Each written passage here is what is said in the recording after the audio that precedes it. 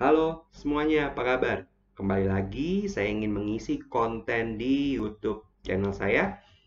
Kali ini saya akan mengangkat topik break-even point, tetapi spesifik pada bauran penjualan.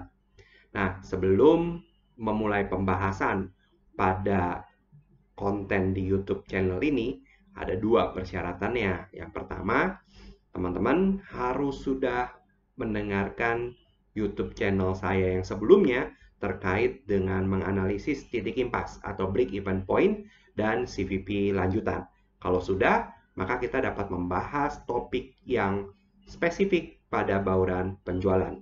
Kemudian, jangan lupa kalau konten yang saya bahas ini cukup membantu teman-teman semua, kasih like ya dan subscribe channel saya. Oke, topik yang akan saya bahas kali ini terkait dengan sales mix yang merupakan bagian pembahasan dari CVP analisis.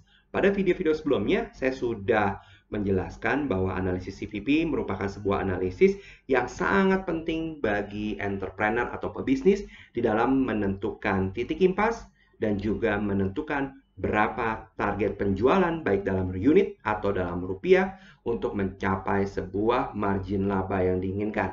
Nah, tetapi di dalam bisnis nggak tentu bahwa produk yang dijual hanya satu. Pasti produknya beragam. Kalau kita pergi ke restoran, otomatis ada menu makanan, menu minuman. Atau kita pergi ke toko pakaian, biasanya ada yang dijual dengan berbagai produk. Ada baju, ada celana, ada sepatu, dan seterusnya. Nah, kita belum tentu akan menghitung break-even point dari masing-masing produk yang dijual secara spesifik, tetapi kita dapat menentukan berapa break-even point dari sebuah bauran penjualan atau disebut dengan nama sales mix. Ya, sales mix merupakan kombinasi penjualan dari berbagai produk perusahaan yang dapat menghasilkan keuntungan yang optimal. Tentunya laba perusahaan akan lebih besar jika produk-produk yang high margin atau yang disebut dengan contribution margin yang tinggi merupakan bagian yang terbesar dari total penjualan tersebut.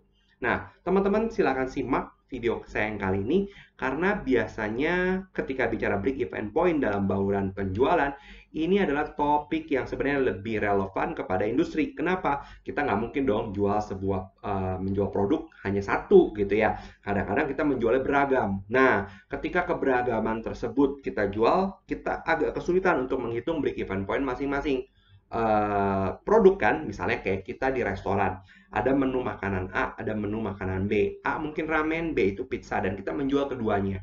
Kita agak sulit untuk menentukan berapa break even untuk masing-masing menu, baik itu ramen ataupun pizza. Tapi sometimes dengan sebuah kondisi dan analisis tertentu dari market kita, kita akan tentukan bauran penjualan dan kita akan menghitung break even point secara menyeluruh. Ya, nah itu yang lebih lazim dalam industri. Namun memang keterbatasan CVP analisis pada bauran penjualan harus mengasumsikan bahwa penjualan tersebut memiliki komposisi yang konstan ya. Kita lanjut dulu. Nah, sales mix dan break even point analysis. Perhitungan break even point akan lebih kompleks jika perusahaan menjual berbagai produk yang tadi saya jelaskan ya. Hal ini dikarenakan setiap produk memiliki harga jual berbeda, biaya yang berbeda, dan tentunya margin yang berbeda pula. Dalam menghitung break-even point, kondisi di mana perusahaan menjual beberapa produk, maka diasumsikan bahwa sales mix produk adalah tetap.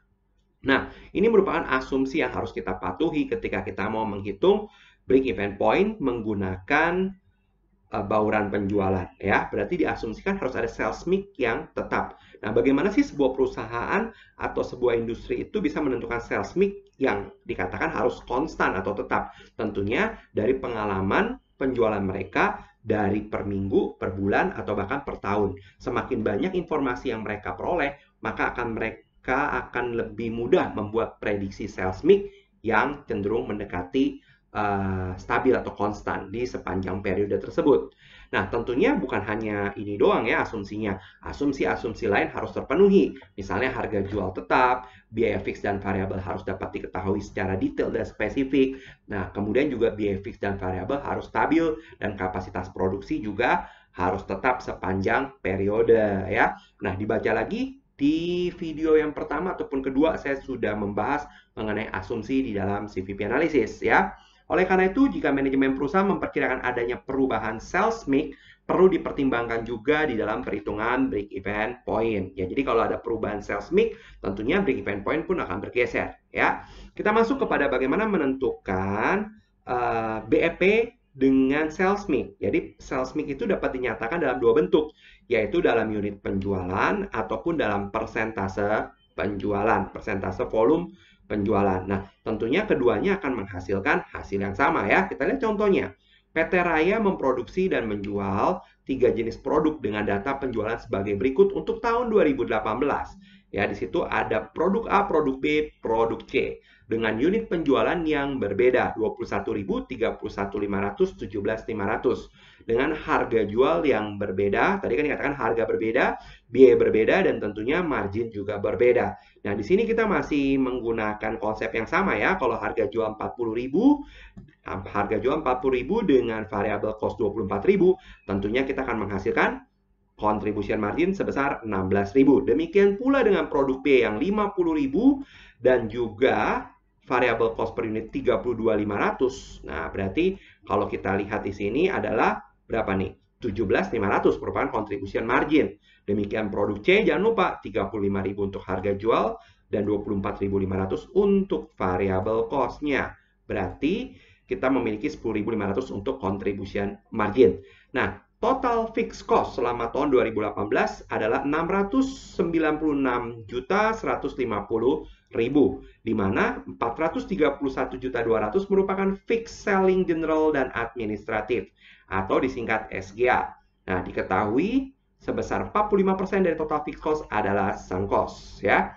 Hitunglah break even point dalam rupiah dalam unit jika masing-masing produk apabila sales mix dinyatakan baik dalam unit ataupun dalam persentase volume penjualan. Kita akan memecahkan permasalahan ini dengan dua cara ya. Cara yang pertama yaitu kita lihat di sini ada produk A, produk B, produk C. Di mana ada unit penjualan masing-masing 21.000, 31.500 dan 17.500 dengan totalnya 70.000 unit yang kita jual baik produk A, B dan C. Nah, dengan contribution margin yang tadi saya sudah bahas ya, bagaimana menghitung contribution margin per unit. Sehingga kita memperoleh total daripada contribution margin adalah 1.071.000, 1.071 juta, maaf. Oke? Nah, berarti tinggal dikali ini masing-masing tadinya. Nah, setelah dapat, kita akan menghitung break even point secara total dalam unit. Nah, di sini angkanya rumusnya tetap ya, fixed cost per contribution margin. Fixed cost-nya benar nggak? 696.150. Kita cek di sini. 696.150 juta. Nah, oke, cocok ya dibagi dengan average contribution margin. Ya, di sini merupakan perkalian antara unit penjualan dikalikan dengan contribution margin per unit. Nah, hasilnya adalah break even point secara total ada 0,65 unit. Nah, oleh karena itu tinggal dikalikan masing-masing dengan unit penjualan. Maka dapat diketahui bahwa produk A harus menghasilkan 13.650, produk B 24.75 dan produk C 11.375 unit. Nah, berarti di sini totalnya 45.500 unit. Nah, kalau kita hitung dengan bukti perhitungan dengan menggunakan contribution margin masing-masing unit, diperoleh total contribution margin adalah 696.150.000. Angka ini sama dengan total fixed cost-nya, di mana pernah dibahas bahwa total contribution margin apabila sama dengan total fixed cost-nya, maka tidak memiliki operating income. Karena seluruh daripada margin digunakan menutupi fixed cost. Ini adalah teknik pertama. Ada juga dengan teknik kedua, kita menghitungnya dengan persentase volume penjualan. Kita lihat apa berbedanya di sini ya. Ada produk A, B, dan C masing-masing ada unit penjualannya yang totalnya 70.000. Kemudian kita mencari baurannya dengan cara 21.000 dibagi 70.000, 31.500 dibagi dengan 70.000, dan 17.500 dibagi 70.000. Ada namanya mix-nya, mix penjualannya. Nah, mix penjualan ini kita kalikan dulu dengan contribution margin per unit. Sehingga masing-masing dapat nih angkanya.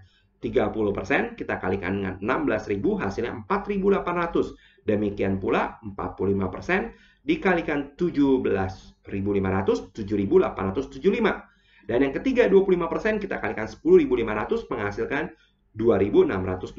Totalnya kita sebut dengan nama average contribution margin per unit, yaitu 15.300. Tahapannya sama, menghitung break even point adalah fixed cost dibagi dengan contribution margin per unit. Nah, maka totalnya adalah 45.500 unit. Nah, dari 45.500 unit ini kita kalikan dengan bauran penjualan tadi, hasilnya akan menghasilkan angka yang sama, ya. Di sini ada bukti perhitungannya bahwa masing-masing menghasilkan angka untuk contribution margin 696.150.000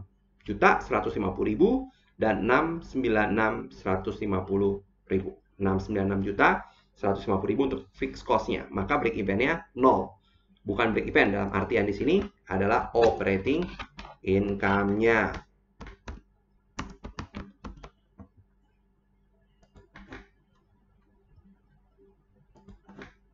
Oke.